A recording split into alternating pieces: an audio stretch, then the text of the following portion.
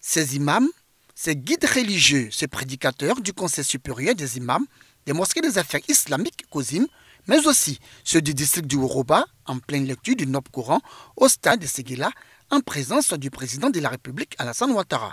Lecture du Saint-Coran qui consiste à prier pour le repos de l'âme du Premier ministre Ahmed Bakayoko, rappelé à Dieu le 10 mars dernier.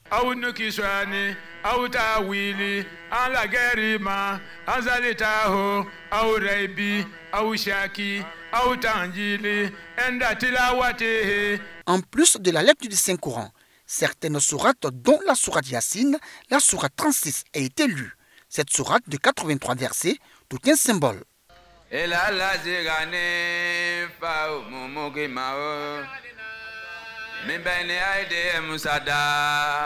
Le prophète Mohammed sallallahu alayhi wa sallam nous dit que Yassine est le poumon, le cœur même du Coran. C'est pourquoi nos grands imams ont choisi cette sourate pour pouvoir intercéder auprès d'Allah pour que notre illustre disparu, le Premier ministre, son âme repose en paix. Des invocations et des prêches sur la mort ont également marqué cette veillée de prière.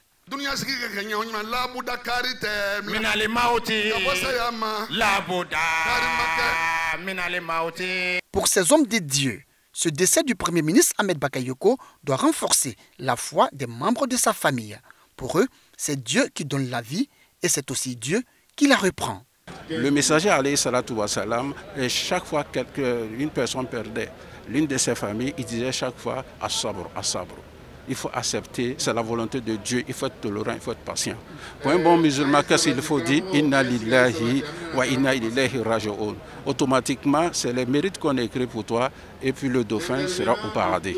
Les guides religieux n'ont pas manqué d'exhorter la famille biologique et le peuple du Worodougou à multiplier prières et adorations pour leur fils Ahmed Bakayoko afin qu'Allah, exalté soit-il, ait pitié de son âme et lui accorde sa miséricorde. Bismillahirrahmanirrahim. Alhamdulillahi Rabbil Alamin. Ar-Rahmanirrahim. Malik Yawmiddin. Iyaka na'budu wa iyaka nasta'in. اهدنا الصراط المستقيم صراط الذين أنعمت عليهم غير المغضوب عليهم ولا الضالين آمين. 2 millions de francs CFA pour la réhabilitation de l'infirmerie du groupe scolaire Les Amis de Saint-Joseph. Inaugurée ce jeudi 19 mars, jour de la fête de Saint-Joseph, elle est dotée de 3 lits d'observation, des lits d'hospitalisation et des médicaments de première nécessité. Elle est sous la responsabilité d'une infirmière d'État. C'est une initiative du comité des parents d'élèves du dit établissement. Nous avons constaté que beaucoup de nos enfants tombant malades, les parents viennent tardivement les chercher pour rentrer à la maison.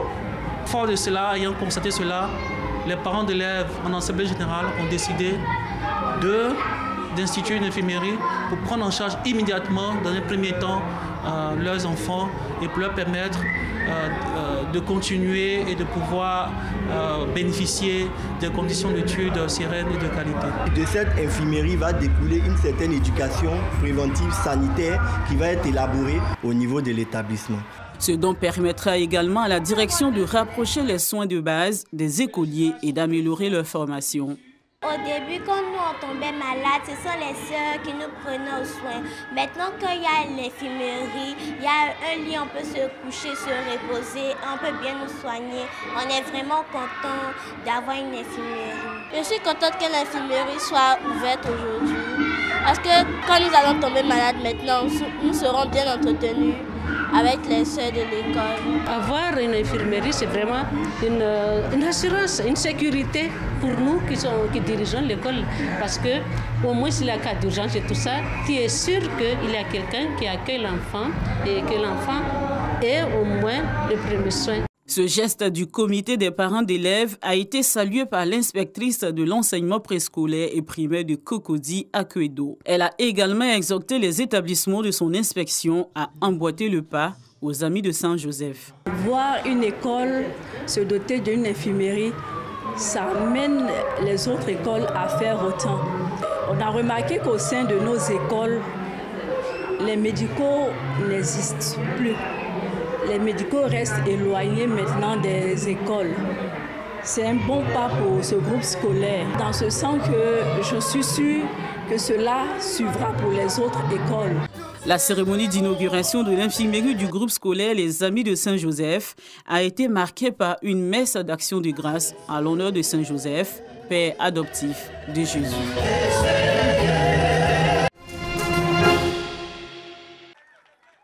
Ils sont les meilleurs élèves du lycée moderne Amadou Victor de Marcory. Ils ont obtenu entre 14 et 17 de moyenne à l'issue du premier et deuxième trimestre de l'année scolaire 2020-2021. Au nombre de 65, ces élèves viennent de voir leur mérite reconnu à la faveur de la journée d'excellence initiée dans leur établissement. J'ai tenu le cap et je pense relever le défi. Je suis très contente et j'exhorte tous mes camarades à faire comme moi. C'est simple, à la maison je bosse avec mes parents, avec mon maître de maison et puis en classe je suis bien les leçons. Je donne à ce résultat. Cette journée d'excellence est une initiative de la Jeune Chambre internationale Abidjan Étoile. Elle vise à inciter les élèves au goût du travail bien fait. Je suis moi-même enseignante d'éducation physique et sportive dans cet établissement. Et en tant que présidente de la Jeune Chambre internationale, nous avons dans notre programme d'activité pour cette année une activité de journée de l'excellence. Donc j'ai profité du fait que je suis dans ce lycée pour passer un message aux élèves. Et cette journée de l'excellence est couplée à une journée de lutte contre la fraude en milieu scolaire. Il s'agit pour nous d'apporter notre modeste contribution au développement personnel des élèves et qu'ils doivent travailler, qu'ils doivent être excellents pour devenir des personnes meilleures parce que le pays compte sur eux, c'est les futurs cadres de demain. Une journée d'excellence bien appréciée par le proviseur du lycée moderne, Amadou Victor de Marcory, qui entend inscrire son établissement dans le peloton des lycées d'excellence. Il faut les magnifier, il faut les célébrer pour que d'autres suivent cet exemple-là, pour se détourner de la violence, pour dire que c'est à l'école qu'on peut réussir. On peut faire comme les autres dans les écoles d'excellence. Cette activité de promotion de l'excellence fait partie des activités communautaires de la Jeune Chambre internationale, Abidjan Étoile. Chant et danse en mémoire du roi des Zoulous. Godwill Zwelithini est mort la semaine dernière à l'âge de 72 ans. Il était vénéré depuis un demi-siècle par le plus important groupe ethnique de l'Afrique du Sud. Il avait instauré la tradition des danses des vierges. C'est très important pour nous de venir ici et de faire cette dernière visite, de rendre ce dernier hommage à notre roi qui nous a quittés. C'est aussi notre droit d'être ici et de montrer que nous avons aussi perdu quelqu'un parce qu'il nous aimait vraiment. Il priait pour nous chaque année. Les 6 épouses du roi étaient également présentes. Sa dépouille a été inhumée dans un palais près de sa ville d'origine. Pour le moment, nous prions simplement pour que le prochain roi nous reconnaisse et nous aime comme ce dernier nous a aimés. Nous espérons qu'il le fera vraiment. Quelle que soit la personne qui prendra la relève, elle doit savoir que nous sommes une part importante dans ce royaume et que nous jouons un grand rôle car nous sommes l'avenir de ce royaume. Malgré les polémiques et ses sorties xénophobes, Godwill Zwelithini était populaire.